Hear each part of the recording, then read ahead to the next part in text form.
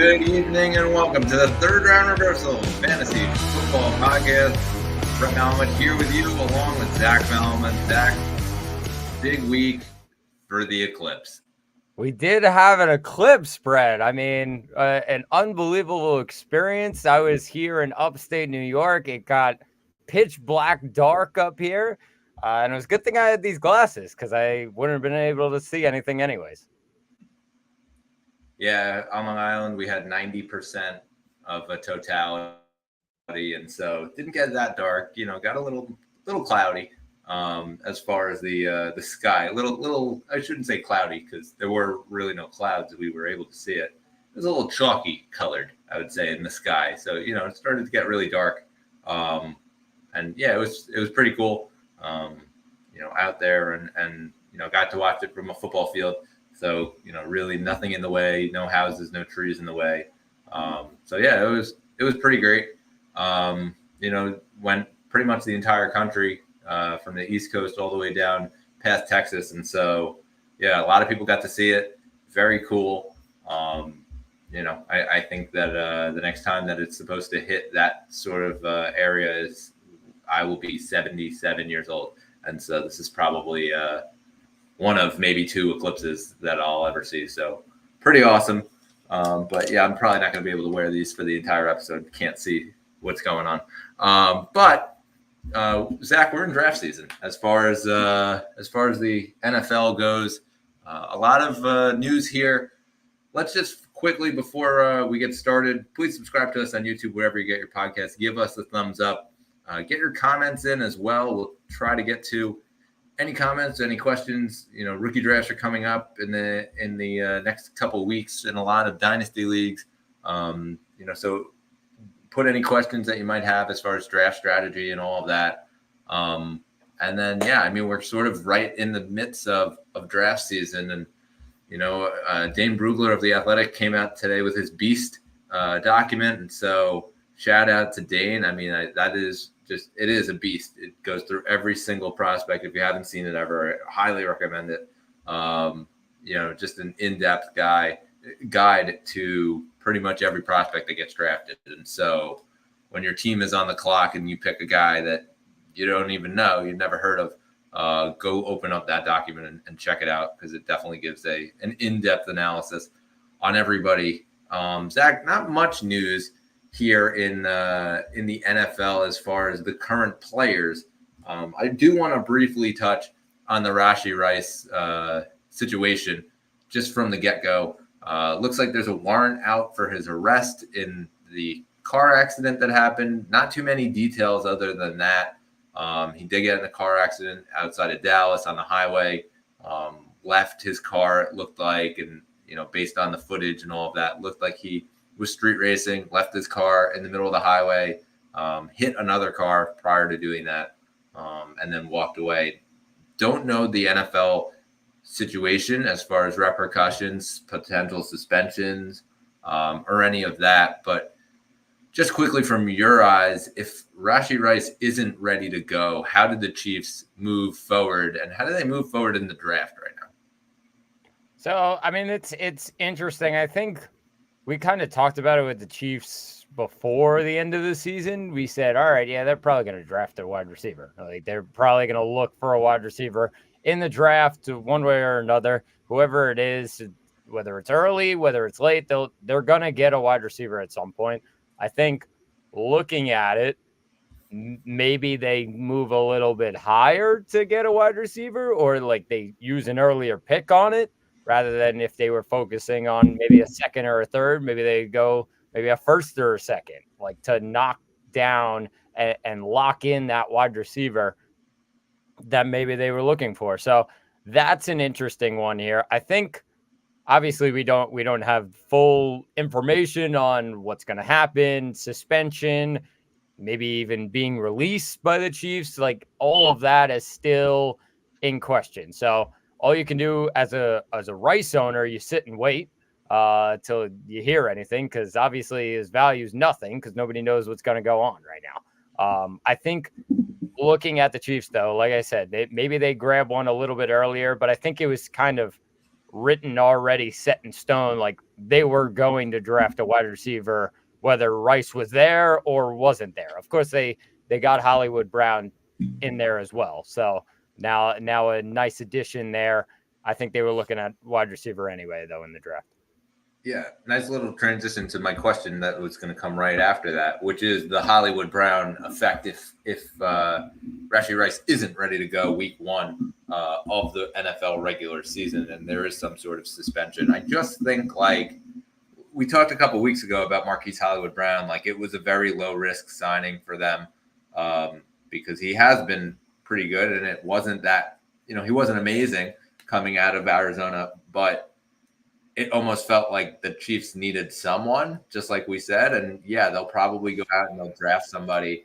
I think this could be a little bit of a boost here, though, for Marquise Hollywood Brown. I mean, a couple weeks ago, we were talking about, like, if he hits and he ends up overtaking Rashee Rice, like, he could end up as a wide receiver too, like a high-end wide receiver too.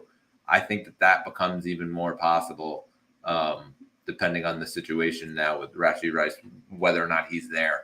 But yeah, if you're a Rashee Rice owner, you're not selling, you're not doing anything. Wait till all the facts come out. We've seen it on both sides where, there is a potential looming suspension like Alvin Kamara. And, you had a full year basically until we actually were able to hear about a potential suspension. And then you have on the other side of it, the extreme. I'll just go to Henry Ruggs. Like, obviously he's not in the league anymore, and his situation played out the complete opposite way, where he just basically was not a fantasy asset. He wasn't an NFL asset, and he went to jail. So, not saying that that's going to happen to Rashee Rice, and hopefully the situation comes to a foot like pretty quickly, and we know what's happening before we even hit NFL training camps. But the legal process in the United States takes a little bit longer, so we'll just have to be patient as fans, as fantasy football players. But yeah, just wanted to quickly touch base on the Rashee Rice thing, because it is something that is being talked about in a lot of circles, and now obviously we're hitting that rookie draft phase, and there are a lot of concerned fantasy owners. Zach, let's jump into this running back class. As far as it goes, we talked about it last week. The running back position as a whole has sort of changed in the last 2 years even. Most of the teams right now are going by committee. Most of the teams are not using a workhorse back. There are a select few that are still going workhorse back, but even so, a lot of those are more relaxed. So you take a Christian McCaffrey. He doesn't play every single down, and he hasn't been. Yes, he's going to get the bulk of the carries, obviously, because he's Christian McCaffrey, but they still find a way to mix in Isaiah Mitchell. They still found a way to mix in Tyrion Davis-Price, etc. And so, as far as the overall standpoint on the running backs, I'm not sure how many running backs are going to be picked in the first round. I don't think any. I'd be shocked if somebody gets picked at the top end of the second round, even. Third round right now, I think, is the target of where I see most of these running backs going. Anywhere from the third to the fifth round. So just overall, with that said, I think that it sort of is where the position has gone. As far as the committee goes, the value of the position, the fact that they're taking these guys and sort of just running them as hard as they can for 4 years, and then their rookie contract's over. If they pick them high, they pick up the option. But otherwise, you're making minimal money to get a guy back or go out and play the free agency game. And we saw a lot of these guys not get any money that were out there, that were big names, that went to different teams. And so what are your overall thoughts just on the class as a whole, where you see a lot of these guys, going in? And then as far as fantasy goes, where do you kind of think that this class is versus maybe, let's say, last year's class? I mean, in terms of when you're comparing this year and last year, I think it's day and night That last year was clearly the class that, I mean, teams were looking for. Obviously, you had the two at the top with Gibbs and Bijan Robinson. That, I mean, teams were looking at them as their next McCaffreys. So like that's just what they were looking for in those two guys. And obviously they proved that with their college seasons. I think it, and we might be in this kind of stretch in the NFL, Brett, where there's some years where, and I think it was actually a lot of the recent years, not counting last year. Well, actually counting last year in terms of, it's either the draft or it's free agency. I think that's going to change a tiny bit in terms of the running back position, because obviously we just saw, I don't know, 6 guys down the list at the running back position that got paid. I mean, that was the problem all along. Okay, well, these guys aren't going to get their money or won't get the money that they are really hoping for. They're going to get franchise tagged. They'll just have to be on a lower salary. They're not going to get those big time deals. I think this year completely changed the market of the running back position, Brett, because now you can say, if you're any running back, well, that guy got this amount of money. Why can't I get this?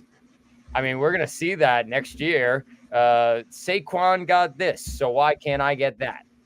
It's just going to happen left and right of all of these guys, how they want to be paid at the running back position. So I definitely think this year helped them. I think we do it at most positions where we switch off between, all right, is this a good year in the draft or is this a bad year, and you focus on free agency. I think this is one where you focus on free agency and you kind of rely on maybe a later round pick for one of these running backs. But like I said, I think that could change in terms of like maybe a wide receiver kind of class where you're like, oh, well, there's a good guy every year, and then there's a good guy in free agency every year, in the draft and in free agency. I think we might be towards that trend, Brett, especially at running back based on how those guys were paid. But this year, yeah, it's just it's a weaker class in terms of running back, definitely. Yeah, I think that the landing spots also sort of are going to make and break what the fantasy value is. I think back to last year when everybody was very high on a guy like Zach Charbonnet, and then he got drafted to a committee with Kenneth Walker, and the disappointment of Charbonnet could have been one of those top picks in rook drafts, alongside Gibbs, alongside Bijan, and he fell to the back end of first rounds in a lot of rookie drafts, strictly because it was a committee.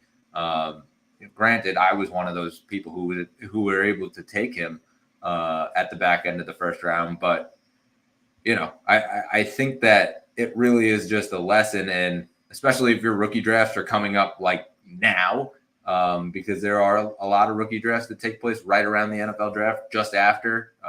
Some do it the weekend after. I've seen some who do it before the draft, which that's a total crapshoot. You really have no idea where anybody's going, which is there's a fun system there. But as far as the landing spots go, I think that right now there's 2 teams that really jump out to me. That if a guy goes there, I think that there's a potential big opportunity for him. It's the Los Angeles Chargers and it's the Dallas Cowboys.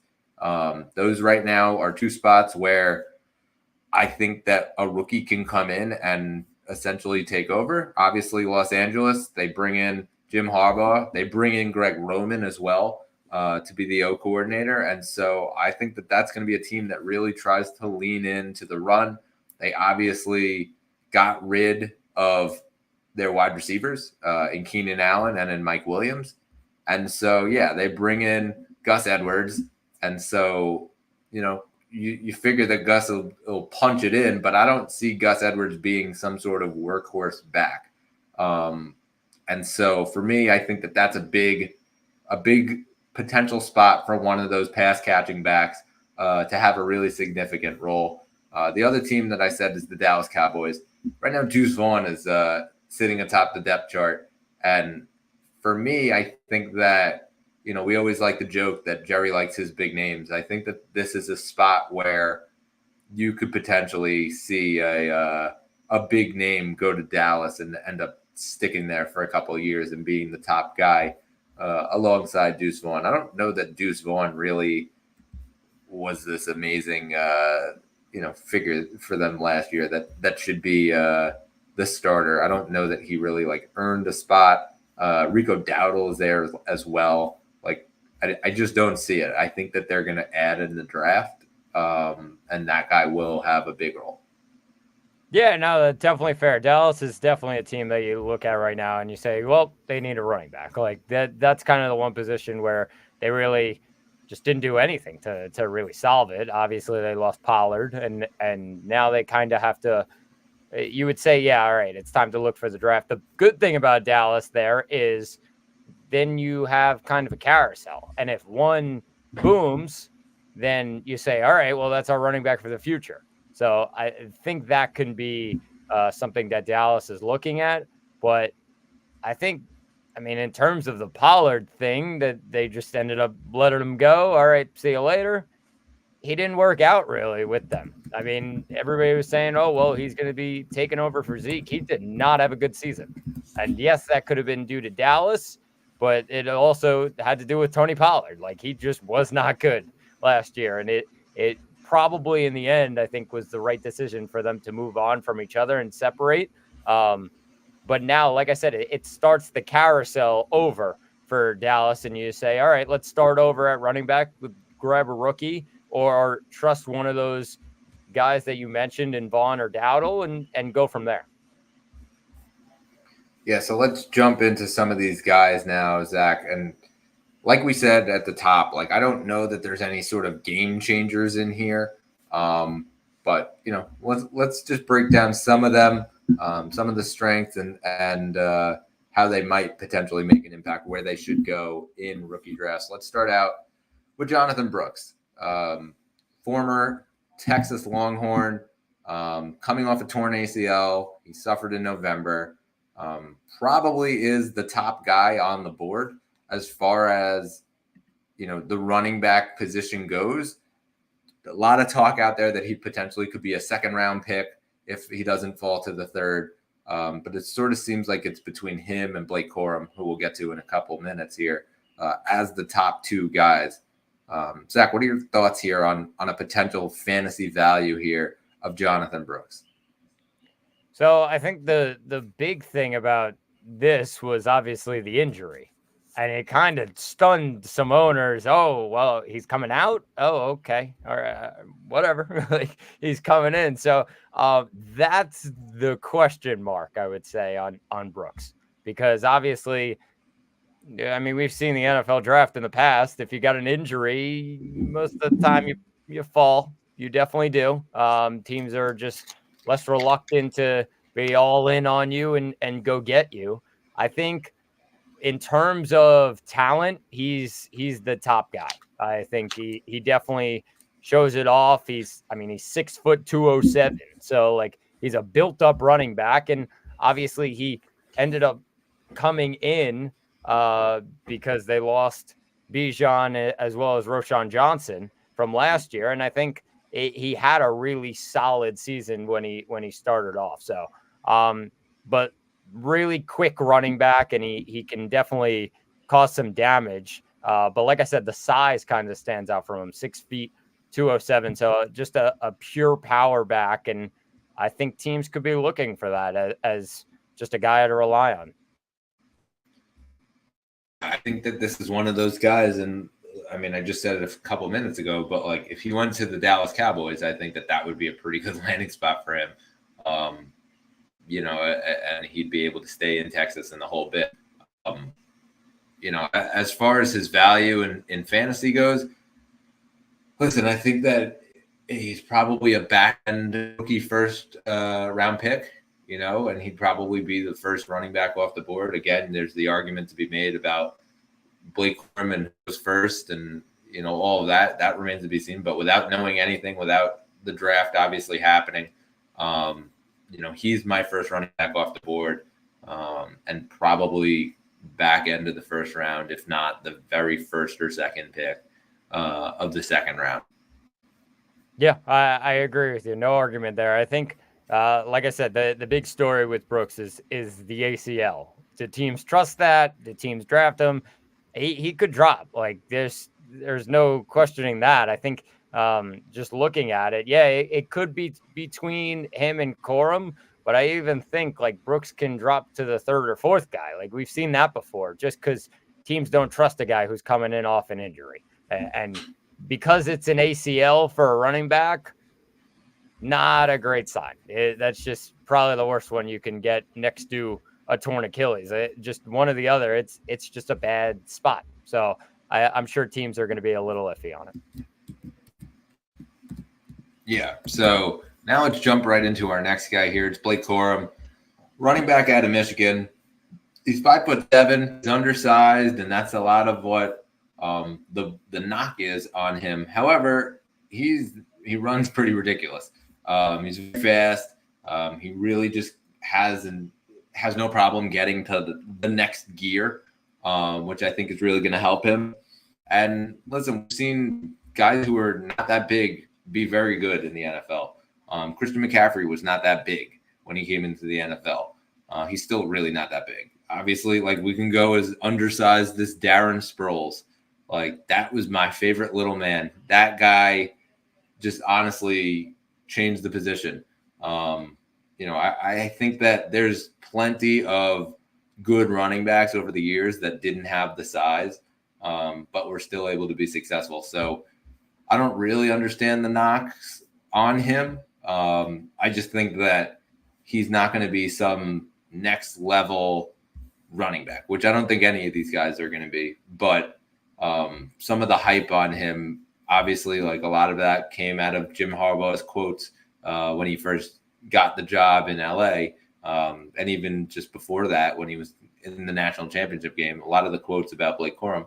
But I don't know that this is going to be a guy who's going to be an absolute game changer the way he's been portrayed over the last couple of months. Yeah, he won't be, especially not in the NFL. Can he be one in college? 100%. You saw it for his 4 years of college. What did it say? He had 61 touchdowns over 4 years at Michigan, Brett. I mean, that's ridiculous. In terms of production and just jamming the ball in the end zone, I mean, he could be one of the top guys in the draft in terms of that. If you need a guy on the 1 yard line to absolutely slam it in, I mean, Blake Corum's your guy. The question I have is what teams look at in the NFL in terms of their running backs. They look at like the versatility of a running back plus a receiving back. They look at that. Blake Corum is not a receiving back. I mean, he had 3 career touchdowns as a receiving back. So that's one knock on Corum. The second is, you mentioned it, it's the size. He's smaller, which I don't think seems to matter on the goal line because, he could push through. So I think that's one thing that people look at. And the third, and I've mentioned it about McCarthy last week, was, I mean, not everybody gets an offensive line like they had in Michigan. So just looking at that, yes, it could be a little bit easier for him in a line like Michigan, but I think he's got his role in the NFL, and it's going to be, if you need a guy at the 1 yard line to jam it in, that's your guy. 5'8", 213. His legs are massive. He can push through a pile. He's pushing through big time nose tackles to get into the end zone. I mean, so the strength and his legs are what stand out to me. But like I said, not a receiving back, and he's small. I mean, it just stands out. That's the couple knocks on Corum heading into this year. So what would you peg if you had a dynasty pick and you were considering Blake Corum? Where in the draft would you actually consider him? If I had a pick in a rookie draft, in the dynasty rookie draft. If I had a pick in mid to late second round, like it's just, I think even though he's rated highly among these running backs, I would kind of take the other guys because I think they fit NFL offenses better than a guy like Corum. I think if if he goes to a place like Los Angeles and he's with the Chargers, I mean, there's no doubt in my mind that he's going to get the ball with one yard to go into the end zone. So yeah, he could get touchdowns that way, but I think he's just a mid-round selection in the NFL draft, and that kind of tells me what I need to know in terms of where I should draft him in Dynasty, Brett. Yeah, I think the late second round is probably where I'm pegging him. I think on name value, he's going to go higher. If he does, that's okay. I'm letting him go to another team. I don't think I would waste a very high pick, especially in one of these drafts where there's a lot of talk about quarterbacks going high. If that happens, especially in the super flex format, quarterbacks are going to go high in that format as well. And that just means that I think that the receivers are going to be able to slip. There's a ton of them. I think that this is the year to have receivers. If you're one of those teams like mine and you just have way too many good receivers, then that's okay. You could just keep stocking the cupboard with more receivers, and it's a good strategy. But yeah, I think that a guy like Blake Corum is going to end up getting overdrafted. And just go too high. So I'm probably staying away from him. He's probably not going to be on my team this year because of that simply put. Yeah, definitely agree with you.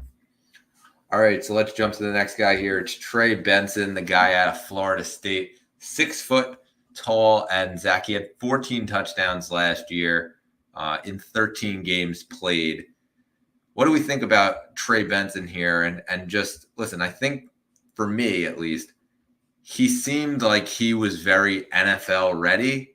That team was very good, and obviously their season didn't end exactly the way that they had hoped.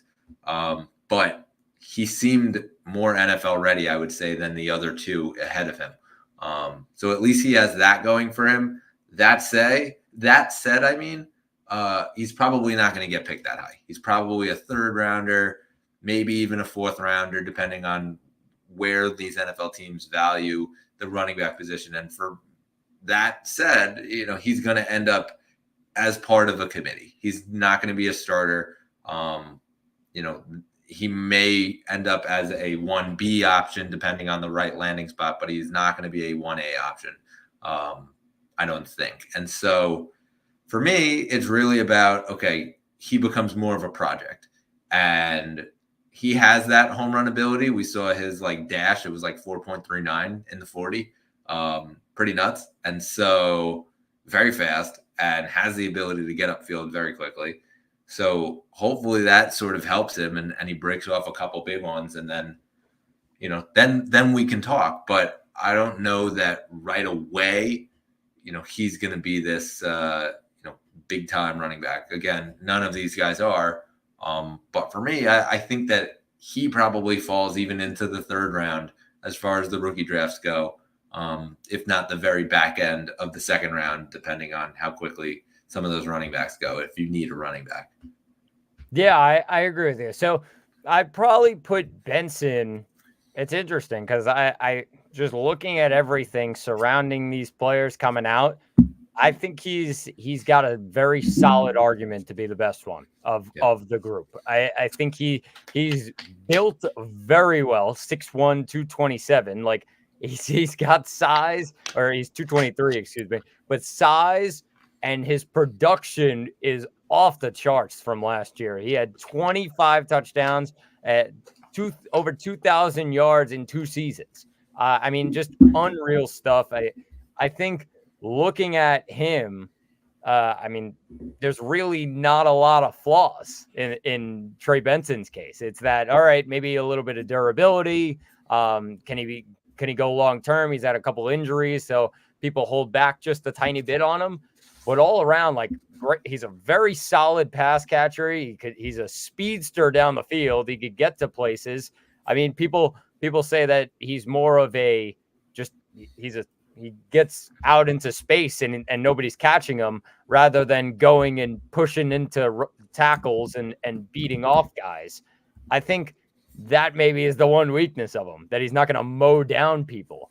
Okay, I'll take a speedy, experienced pass catcher out of the backfield like Trey Benson any day, though. I think, like I said, everything he brings to the table, I think he's near the top of the list and could be the best of the group in my mind, Brett. Yeah, I think that this has the potential that if you're looking for those quote unquote sleepers in the rookie draft, I think that he could end up being a pretty good one, with the potential that he actually does have an impact quickly. And again, it's about the right situation, but if you break off a couple big ones, like, you're going to get some more carries. Yeah, 100%. It's kind of as simple as that. If you're playing well, teams are going to give you the ball. So I think Benson definitely was arguably the best running back in space in the class. I think he could definitely do that. All right, so jumping to our next one, the Rocky Top man, Jalen Wright, 5'10", 210 pounds, out of Tennessee. He had 12 games played last year, finished with over 1,000 yards rushing, only 4 touchdowns. He had 141 yards on 22 catches as well. Zach, I think that, again, this is one of those developmental players. Not really a ton of information that I have on him other than, he'll be a solid guy, probably a depth guy. But for me, I think that this is sort of where it almost falls off after those 3 guys. And so to me, this is a later 3rd round. I understand that the fantasy community is probably yelling at me right now saying, what are you talking about? You're only picking 3 running backs up high. But yeah, I just think that this is the year for the wides. And so I'm valuing the rest of these guys a little further down as far as the running back position goes. But yeah, listen, I think that Jalen Wright, it could end up being good, but also I think that he needs to be in the right situation. Yeah, I think, Brett, what we kind of see with a lot of these guys, it really depends on where they're going, where they're getting drafted, when they're getting drafted. Are they a 3rd round pick? Are they a 4th round pick? Like, where are these teams really going? And if a team jumps up and grabs them, I mean, you're going to have pretty big belief that a team's going to give them the ball if they're drafting them in the 2nd round, like one of these guys. In terms of Wright, I mean, he's getting a lot of comparisons to Isaiah Pacheco as like an angry, mean runner and just bolting through guys, just quick in space and kind of deal. And I think that could be cool. That could be good to see for some owners. But you said it. A lot of these guys just need the time. Pacheco, it took a year for him to get going and really break out into what he is right now. So in terms of that, I'm not expecting much this year, but could turn into a guy who's very shifty and a Pacheco type of player in the NFL. Yeah, and this is a guy who, he can get, he can basically juke out the defensive backs when he gets that far. That's sort of the scouting report on him. It almost reminds me of like Izzy Abanikanda coming into the draft last year, where it was that home run ability. Once he gets away, he's gone, kind of a thing. Listen, we watched Izzy get drafted into a committee this past year with Breece Hall. Didn't really see the light of day, and obviously Dalvin Cook then comes in, leading to even less carries. And it took for the last couple weeks of the season for Dalvin to get released, and the Jets season was sort of in turmoil. And so they basically said, okay, well, we'll see what we have in Izzy. And that was what led for him to get an opportunity. I think that as far as Jalen Wright goes, it's going to be that committee and whether he gets that opportunity or not. Yeah, I definitely agree with you. All right, so jumping to our next guy here, it is Marshawn Lloyd.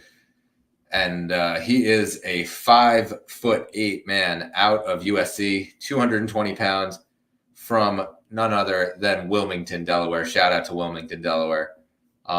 Zach, again, this is sort of one of those guys that, I don't know that this is going to be a good one. He tore his ACL, coming off a torn ACL, never good in college. And so, I think that again, this is one of those situations where kind of just depends on which spot he's in and whether or not he can actually regain his form from his knees. Yeah, I think. I mean, he's coming from last season where he actually had his best year with Lincoln Riley and Caleb Williams. Of course, yeah, you mentioned the torn ACL from his earlier days at South Carolina. I think this is kind of a pure system running back. I mean, just to say the least there, Brett. If he's in the right system, then it'll work out with his play style. And it did at Southern Cal with Riley and Caleb Williams. But just based on how he's built, he's small but thick. And I think that can be both a positive and a negative for him. Like I said, we're kind of getting into that group, but like a system running back, if he's in the right system, he could be successful. But I don't think teams are gonna just say, "Wow, like he's a guy to go get." I think he can fall into a system and kind of work off of that. I was kind of a little early. I was kind of a little bit surprised, excuse me, that he went to the draft this early. He had another year. Yes, maybe it looked great that he was with Lincoln Riley and Caleb Williams this year, and maybe it won't look as great next year, but I kind of think he still needs a little bit more time. All right, jumping to our next guy, it's Braylon Allen. Zach, I like Braylon Allen because, I think that this is another guy potential for a sleeper, the 6'1" man out of Wisconsin. He basically was just the workhorse back for Wisconsin. I think that's sort of where I lean towards. Okay, he might have something here. Playing in the Big Ten, obviously the Big Ten, very competitive. I think that this is a potential landing spot actually for the Chargers to go out and get one of those guys who can be that early down back, pair him with a Gus Bus power back. I think that would be a really good match for him. And honestly might actually push him up higher than some of these last couple guys we've been talking about as far as the dynasty value goes. Yeah, I agree with you. I think Braylon Allen could be a solid running back in the NFL. He's got two things, though. Because he is so big, he's a bulldozer, Brett. He's massive. It's massive. Because of that, like most, cannot move east-west rather than really strong north-south. Like he's a north-south running back, just beat you down. I mean, he's huge. So that some teams like that, but also there's the weakness of that. He can't go outside. He can't move lateral, and NFL defenses are able to stop that. The other thing is his hands, fumbling problems. Because he's so big, it's kind of hard to keep control of the ball. If he can fix those two things, then I think he could be really solid. Another guy that's more of like a system kind of player, where if you're just trying to jam it down a team's throat, Braylon Allen's your guy. Go draft him. I think he's kind of in that third round, fourth round stretch in a dynasty league, probably third round, I would say, just hanging around there. But like I said, there's those weaknesses that I think maybe could drop him just a little bit in the actual NFL draft. Yeah, these next three guys here that we're going to talk about, all for me are probably late round flyers. Let's start out with Audric Estime, 5'11" out of Notre Dame, 222 pounds. Listen, he is built essentially like a defensive linebacker. And he sort of kind of plays with one, but not a lot of movement, sort of that north-south more than the east-west. It works for some teams, and listen, it worked for Notre Dame. He was good. He was good for them. I think that as far as this goes, though, again, I don't know that he's going to go high in the draft. Probably in the fourth round in the NFL draft, and because of that, he's probably a late round pick for me. Late round flyer, quote unquote, which is essentially the back end of the third round, fourth round, fifth round. It's sort of that kind of see where the draft board lies, what your needs are, and last guys. And obviously, like in our league, we play with waivers. So anybody who was on the waivers at the end of the previous season then gets thrown into the draft pool with the rookies. Might potentially look at taking one of those guys over a guy like Estime. Yeah, that's fair. I think looking at it, if we're talking about true sleepers, Brett, I might be taking a look at this guy. Just keeping an eye on him. Falls to me, I'm all over it. I think it's kind of one of those situations because just based on how he's built, I think based on how he's built, he's 5'11", like right in that range of just a solid NFL running back, like 5'11", 227. And I think the big thing that stood out was, okay, you could say, well, he was behind a great offensive line like Corum at Michigan. Yeah, he had a great offensive line at Notre Dame. But I think the talent that he brings, I mean, it's definitely something to keep an eye on because he's got work to do. And yeah, they're going to work with him, but he's in a perfect spot right now in terms of he's the perfect size. He's just got to work on a couple things here and there. But like in terms of a bulldozing running back, he's a pretty solid blocker out of the backfield. So that can help teams. I think he's a guy to just keep on my radar just a little bit. Based on this group of running backs, I think taking a late round flyer on him might not be the worst thing. Yeah, certainly. And again, in the right landing spot, it could just turn into a really good situation for him. Listen, and when we say late round flyers, like you got to realize like who we were talking about from last year, the Puka Nakuas of the world. He was a late round flyer, plain and simple, and turned out to be one of the top players. So obviously that's an extreme example, and not saying that Estime is going to turn out to be a Puka Nakua type get. But at the same time, I think that, taking some of these chances on potential rookies, depending on the landing spot, is smart. Obviously I just said our league, we do waivers as well in the draft. And so depending on the landing spot, you might look elsewhere instead of Estime. But yeah, I can understand, trying to take it's called a late round flyer for a reason. Taking a flyer in that late round pick on a guy, especially if you're kind of thin at running back. Yeah, definitely. All right, so jumping to our next guy here, Bucky Irving out of Oregon. He's 5'9", 192 pounds. Zach, I actually got to catch a couple of Oregon games this year. I like Bucky Irving. I think that he's a very like shifty kind of running back, almost like a sort of like a Michael Carter type role. I want to say Darren Sproles again. He can catch the ball. He can get outside very quickly, which I think is something that really allows him to create space for himself when he doesn't have the size. But he can't really break tackles that well. I would say that that's probably his weakness.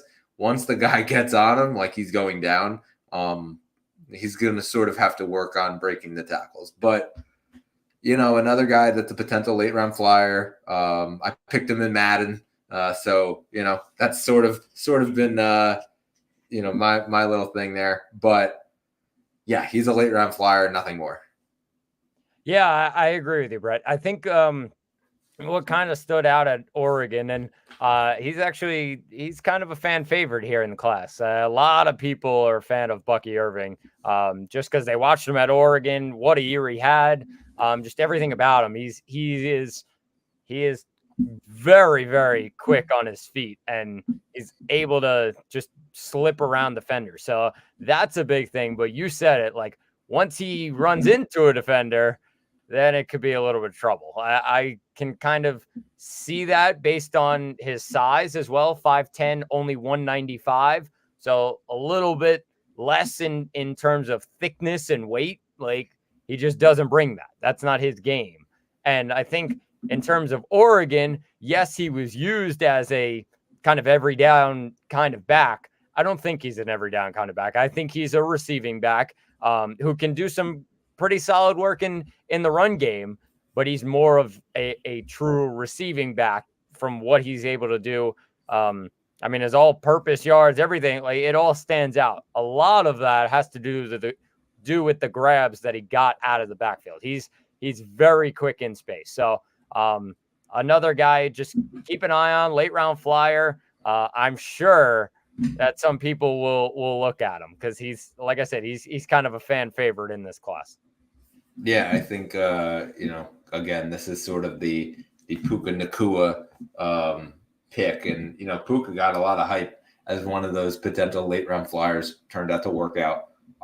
Bucky Irving, I'm sure that a lot of people are going to use him as their quote unquote sleeper, although it's not really a sleeper if everybody knows about it. Yeah, definitely. I agree with you. All right, so jumping to our last guy here. It's Will Shipley out of Clemson, 5'11", 206 pounds. Zach, I think that, Shipley, he's one of those, he has almost like the widest range, I would say, of any of these guys because he has a very good size. He has the breakaway speed. He's able to catch the ball. However, he really, for me, I would say the couple big runs he broke off, he couldn't get to that next level. He almost got caught pretty much every time where somebody would catch up to him. And so, it's really not a huge knock on him. But at the same time, I just think that he'll be a good part in a committee, plain and simple. And he'll probably work into special teams as well. With the shiftiness that he does have. Yeah, I agree with you. And we kind of talk about the main thing in this class, talking about a lot of guys, and the main focus has been speed. I mean, we got that on the list. A lot of these guys, all right, well, they're shifty in space. And Will Shipley is a good player, no doubt about it.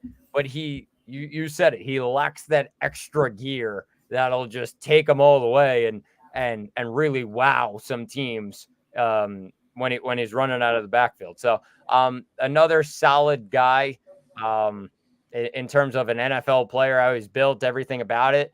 But I think the upside is just something that he's lacking a little bit. That's why he's pushed down a lot of boards, and I don't see him too much having an impact in terms of fantasy just yet this early in his career. All right, so we jump over to anyone else. Is there anybody else that you see out there from the running back position that you think could potentially be worth a late round flyer? Yeah, I mean, there's just a couple guys. I mean, only one I'll talk about, and kind of a well-known player in college. It was Ray Davis out of Kentucky, 5'9", 220. The thing about Davis is he's built like a bulldozer, 5'9", 220. I mean, it kind of speaks for itself there. So that's big because what he was able to do in the running game plus the passing game at Kentucky, he had a lot of receiving touchdowns as well. So he had 7 receiving touchdowns, which I think that stands out for a guy who's standing at 220. It means he's got good hands. He's able to get out of the backfield. My one thing about Ray Davis is the speed is not completely there. So in terms of breaking out for a large run, he can do it, but there's some of the other guys in this class, a Bucky Irving, a Jalen Wright, that you would probably take in a race over Ray Davis. And that's not to say he's a bad running back. That's just means he's not as quick as the other guys. But if you give him the ball out of the backfield, I think he can cause some havoc to defenses just because he really can bulldoze through guys, but he can also be a receiver out of the backfield. So just another guy. Don't think it's too crazy and he's going to go insane, but another guy to keep an eye on as a late round flyer, Brett. I'm going to take a deep flyer here on Jace McClellan, the guy out of Alabama. Listen, Alabama had a pretty good year with him at the helm. He was obviously their number one rusher.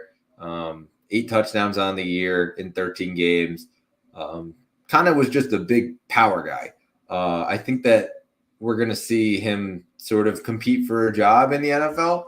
And so, again, this is like probably a 5th rounder and kind of just throw it on the wall. Like, I don't know what everybody else's rules are, but in our league, we basically, you pick your 5 guys or, with your picks, and then you have all of training camp to decide if you want them or not.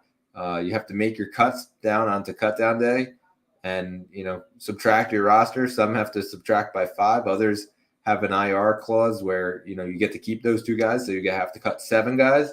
And that's sort of where you make your decision based off of whether or not the guy gets a role on the team. That might be a potential 5th round pick for me, just based on the fact that he was the Alabama starting running back.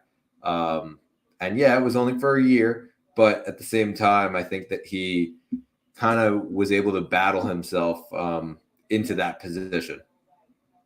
Yeah, I mean, we kind of see that with a couple guys in terms of like where they're placed. Of course, there's a couple Georgia running backs, Milton, part of them. Like, I mean, they're in NFL offenses. They are. I mean, yeah, they're in college, but the SEC, they're running those high-powered NFL offenses. They really are, to get those guys ready for the pros. So, it kind of, one of those guys, Milton, McClellan, they can fit in a system because they kind of know what they need to in an NFL offense. So definitely some guys to keep an eye on there. I agree, Brett.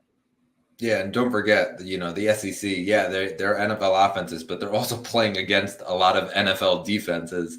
A lot of these teams are basically all-star teams or Pro Bowl teams, I would say, as far as the NFL goes, and a lot of them end up being successful. I look at like teams like Georgia, where most of that defense is now pretty significant NFL pieces. So yeah, I just think that as far as being NFL ready and all of that, he's been in it. And obviously, we saw Nick Saban retire, but he was there for it, and Saban runs his program like how the NFL teams run their teams. And so I think that as far as readiness, he has it. Now it's about trying to piece it together. Probably needs a little more development as far as a pass catching back, if I had to put a weakness on him. But, I think that as far as a late round flyer, like, I think he could be potentially worth it if he's even drafted at all. Like, listen, he can end up being an undrafted free agent and we're having a different conversation. But, we've seen some undrafted free agents make their impacts in the league, and some later round picks make their impacts in the league. And so, yeah, it might be a little while, but, as far as the deeper leagues go, I'm talking bigger benches. I'm talking more teams than just 12. McClellan might actually be a pretty good pick to just kind of stash away. Yeah, Brett, I think just last word on this class. I think looking at it, it's kind of there's no real number one. And I think that's because there's not really a complete running back in this class. I mean, we kind of see previous classes that like there's the go-to guy. You got to go get him. And yes, those guys had tiny weaknesses here and there, but it wasn't. I would say a fair amount of these guys have one big thing that they kind of need to work on. And that's just setting them apart from being a high-level prospect. That's just the class that we're dealt this year at the running back position. And it's not a bad thing, but you just kind of keep an eye on it as a fantasy owner, as a dynasty owner. Just move with it and kind of value guys a little bit differently than you would in other years. All right, so that kind of does it here for the running back class. And listen, I agree with you. I just think that this is going to be a down year as far as the running backs. And yeah, one of them might pop, but I don't know that the majority of them is going to be very successful. And like I said at the top of the show, I think it's just sort of what's gone on at the running back position over the last year and a half to 2 years as far as the contracts and things like that. And, kind of just getting the older guys out of town, bringing in these rookies, but then also the committee and that sort of thing that's sort of taken over the NFL. I think that's kind of going to limit a lot of the values as far as running back goes. And I think it's really going to hype up a lot of the value as far as the receivers go and the tight ends. And obviously that's a pretty good transition right now into just a quick little preview on what we're going to talk about on our next episode. That's the pass catchers. That is the wide receivers and the tight ends. Zach, I think that there's the potential that we could see 7 or 8, depending on how the draft shakes out, 7 or 8 of them in the first round of the NFL draft, including the tight end, obviously, Brock Bowers. There is the potential that happens. And if that does happen, even if it's at the top end of the second round, that, a couple of those guys go, I think as far as rookie drafts go, the bulk of the rounds in the first round, I would say, is probably going to be receivers. Yeah, 100%. I think what stands out to me in terms of receivers this year, Brett, is we have 3 guys at the top. If it was just any other year and they weren't paired with each other, each one of these guys could be the number 1 wide receiver on the board. It just so happens, like a guy like Rome Odunze, he is insanely talented. One problem, he's got Marvin Harrison Jr. and Malik Neighbors right in front of him. So he's not the number 1 wide receiver. But talent-wise, he 1,000% could be in any other class. And that just shows where the talent is. Those 3 guys at the top, I mean, absolute game changers. We're in for a couple of really, really good rookie years from these 3 guys. Yeah, I just think that those 3 guys are going to be at the top of pretty much every class. I'm excited to talk Marvin a little bit, and whether you would take Marvin versus, the quarterbacks and things like that. We sort of had that conversation off air. I'm curious to have it on air and what that looks like. Brock Bowers, I think, though, to me is one of the more intriguing pieces, because obviously we saw the impact of the tight end position last year, and some of those younger guys, the Trey McBrides, the Sam Laportas, who now heading into this year in Dynasty are top 5 guys, even top 3 guys, both of them. And so where Brock Bowers actually fits into that equation obviously is going to depend on where he goes. But if he does go to a team that could use him, say the New York Jets, I think that he has the chance of being very successful. I think that it's also going to be sort of interesting watching a lot of these naysayers who got burned by Kyle Pitts a couple of years ago, picking him very high in rookie drafts, and whether or not that actually lets Brock Bowers fall in the drafts here. Yeah, definitely something to look out for. Obviously, we talk about that wide receiver class, but Brock Bowers is right in the middle and near the top of that class. So in terms of pass catchers, he's definitely up there. So a guy to keep an eye on as well. We got a lot of talent here in this group, Brett. So I'm very excited to get into it next week. Yeah, we're just a couple weeks away here from draft 2024. It should be very, very, very interesting. And obviously we'll be able to talk about it a little more in depth of some of the best landing spots, some of the worst landing spots. But you can catch it all on the Third Round Reversal. Get your podcast. Give us the thumbs up. And in the words of Aaron Rodgers, the night is darkest before the dawn. We shall rise yet again. For Zach Malmut, I'm Brett Malmut. We will catch you next episode on the Third Round Reversal Fantasy Football Podcast.